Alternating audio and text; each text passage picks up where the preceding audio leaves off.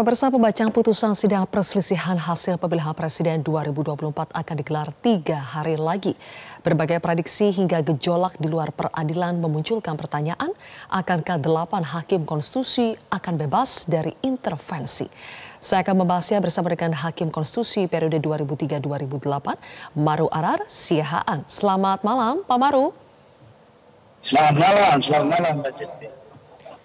Baik. Pak Maru, biasanya 3 hari jelang pembacaan putusan, apakah rapat permusyawaratan hakim atau RPH itu sudah selesai?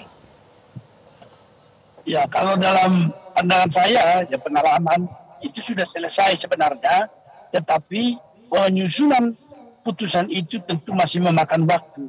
Oleh karena itu, barangkali sekarang yang terjadi sebenarnya adalah bagaimana suatu putusan itu akan dirumuskan sedemikian rupa dalam pertimbangannya untuk sampai kepada dukungan terhadap diktum, apakah dia mengabulkan atau menolak permohonan para pemohon itu.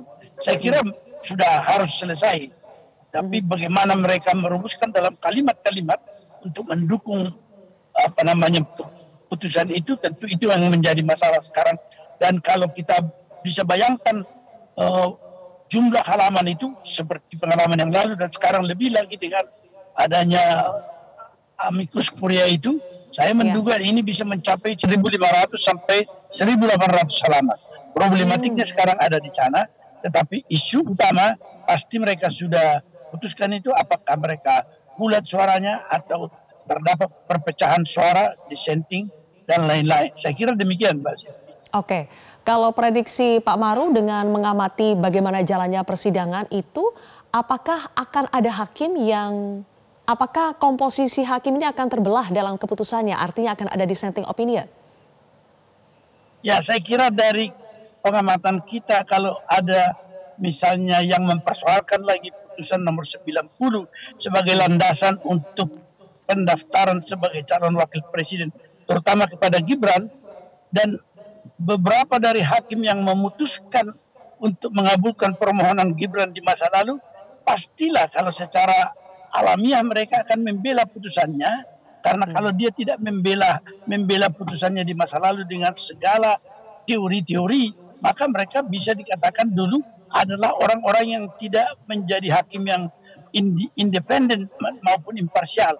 Oleh karena itu akan ada sikap seperti itu untuk mempertahankan, salah atau bukan pendiriannya, tentu dia harus mempertahankan itu. Tapi saya kurang tahu berapa hakim itu yang misalnya boleh dikatakan bertobat, berapa yang belum sampai titik terakhir. Nah, ini kita tunggulah, saya kira. Oke, tapi prediksi Pak Maru adalah hakim yang ketika perkara 90 itu memutus bahwa bisa diubah batas usia capres-cawapres itu di bawah 40 tahun, itu akan tetap pada pendirian juga untuk yang perkara saat ini? Ya, karena kalau dia menunjukkan perubahan mendadak seperti itu, dia akan menunjukkan inkonsistensi dia, dan juga itu akan merupakan indikator dia sebenarnya di dalam menjunjung tinggi konstitusi, dia boleh dikatakan tidak konsisten, sehingga dia akan mengelak itu dengan segala cara dan apapun yang harus dilakukan dalam pertimbangannya. Oke, artinya kemungkinan untuk hakim konstitusi yang waktu itu mengabulkan untuk bisa batas usia capres-cawapres di bawah 40 tahun itu, kemungkinan mereka lah yang akan menolak. Akan ada salah satu petitum tuh Pak Maru, bagaimana untuk mendiskualifikasi pasangan nomor 02 terutama Gibran. Berarti mereka akan tetap stick untuk itu ya perkiraannya? Saya perkirakan begitu, karena kalau tidak ya nampak betul lah inkonsistensinya kan. Oleh karena itu at any price, at any cost, dia akan mempertimbangkan dalam putusannya, nanti akan tetap itu dinyatakannya ditolak kalau diskualifikasi daripada Gibran itu. Karena kan sudah mulai muncul berbagai prediksi, spekulasi, ada yang mengatakan bahwa kemungkinan hakim konstitusi ini akan mengabulkan sebagian permohonan. Salah satunya adalah mengabulkan untuk mendiskualifikasi pencalonan Gibran sebagai wakil presiden. Menurut Pak Maru, potensinya seberapa besar?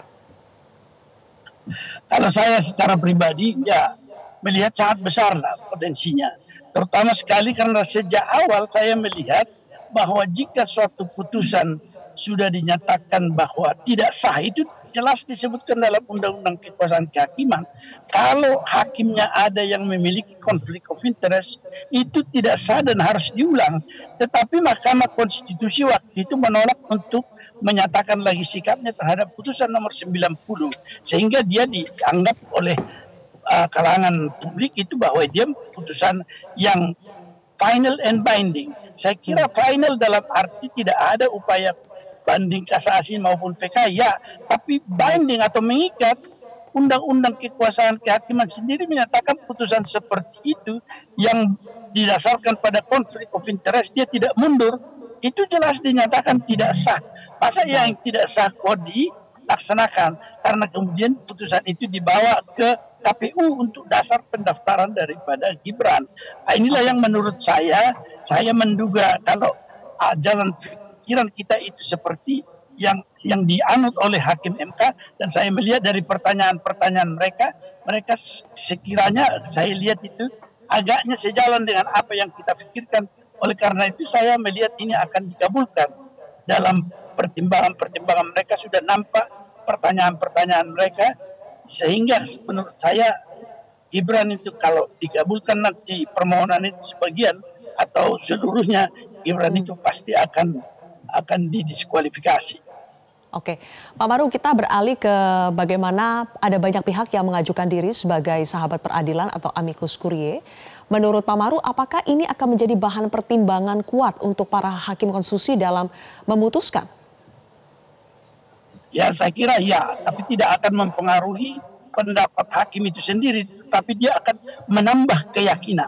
Karena memang umumnya sebenarnya amicus curiae itu adalah pendapat yang hidup di tengah masyarakat dalam rangka menggali hukum yang hidup dan keadilan yang ada di masyarakat itu, sehingga mereka sebenarnya sebagai dari judulnya Friends of the Court atau amicus curiae itu berada di posisi hakim, yang hakim sendiri secara konstitusional diwajibkan untuk independen dan imparsial. Jadi karena itu posisi daripada amicus curiae untuk acceptable bagi hakim harus sejalan dengan hakim itu sendiri di dalam rangka mengukuhkan sikap daripada hakim untuk mempertahankan independensi dan imparsialitasnya, meskipun tentu saja data-data yang diajukan oleh amicus curiae itu tentu bervariasi. Ada yang juga akan mengemukakan data-data nanti, tetapi mereka mendorong hakim MK itu seperti yang kita lihat dari tulisannya Ibu Mega itu